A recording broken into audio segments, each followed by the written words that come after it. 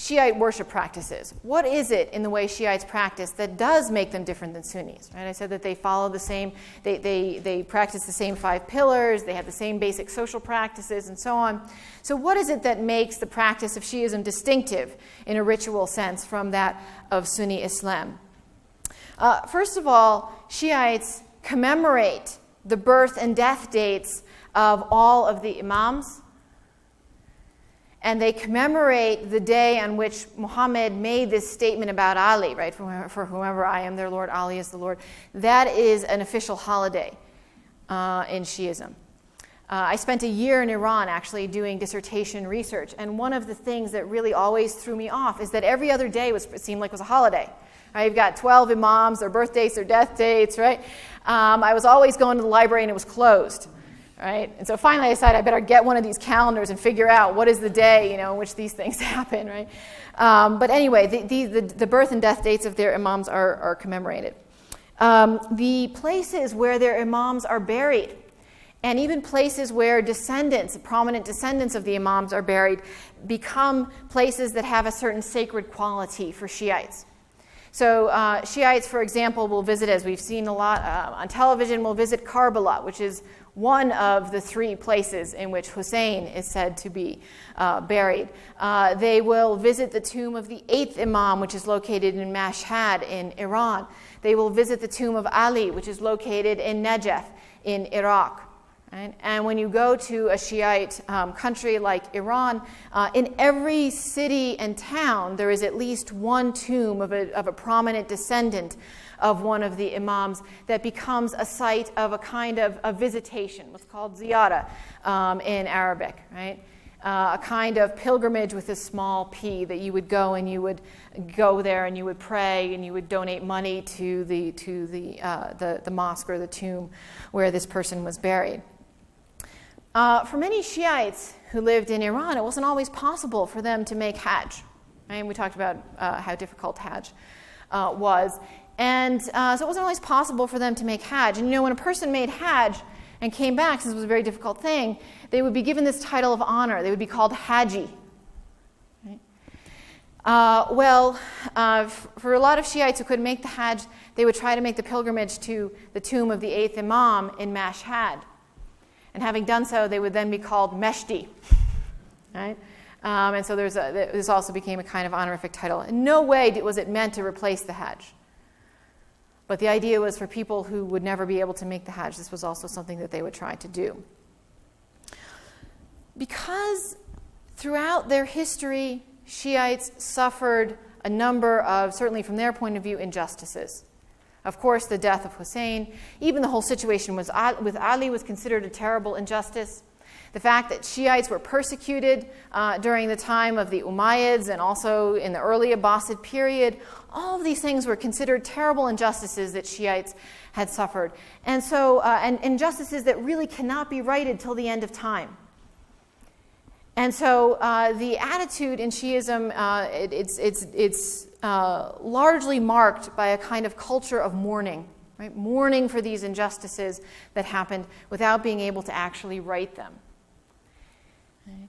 And so you have a lot of mourning that goes on in Shiism, particularly, of course, around the time of Muharram, the time of the death of Hussein. And the death of Hussein is marked in a number of ways in Shiite countries, very dramatically, very publicly. Right? You have processions of mourning that take place in Iran, in Iraq, and even in parts of India, where people will go. They might sometimes they practice forms of self-flagellation. Right? Sometimes it's merely symbolic. Right? They do this kind of chest beating thing like this, or head beating thing. Right? I don't see anyone fainting to the ground usually, but occasionally really serious self-flagellation too.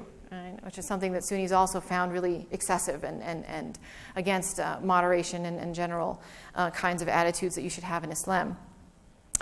The whole event of Karbala is commemorated in certain parts of the Islamic world through a kind of passion play that reenacts this whole drama. It's very popular in rural parts of Iran, but nonetheless is found in other places as well. right, where this whole thing is acted out. And just like in a passion play, the people who witness the play are supposed to emotionally attach themselves to what's going on. Right? And throughout the month of Muharram, you have gatherings where people will recite elegies for the various people who were killed, not just for Hussein, but for other people who were killed at Karbala. And there is tremendous amount of weeping and mourning that goes on. Right? And this is true actually not just in the Twelver Shiite community, but Ismaili Shiites also recognize Muharram and have various ceremonies of mourning and so on that go on as well. Okay?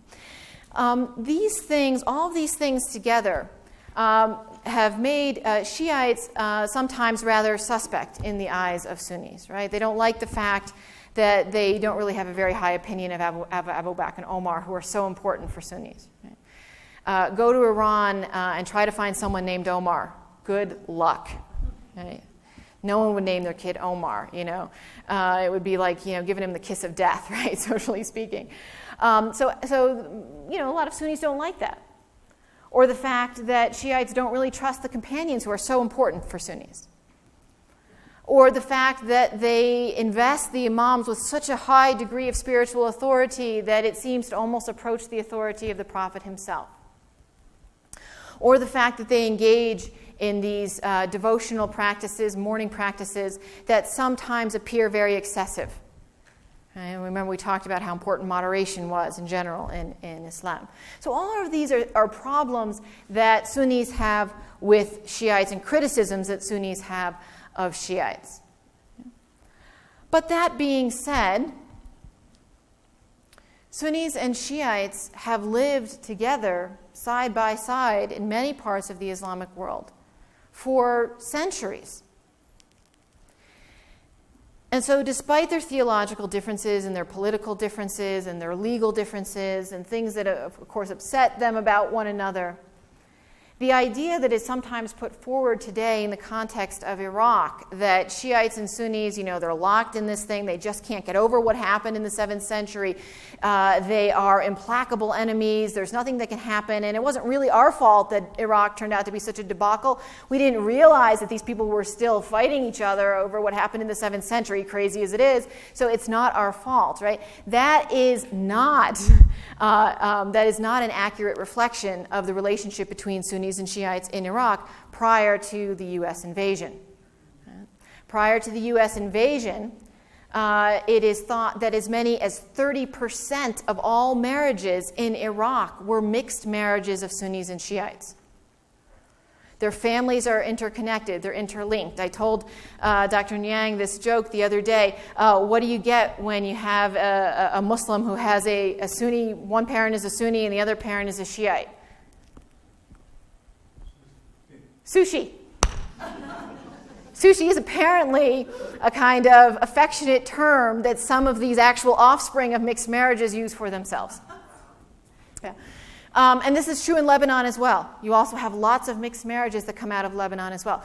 So the idea, certainly, it feeds into this whole idea that Muslims are these irrational people that, every year, they hit themselves on the head about something that happened in the 7th century. It's really not the case. Right?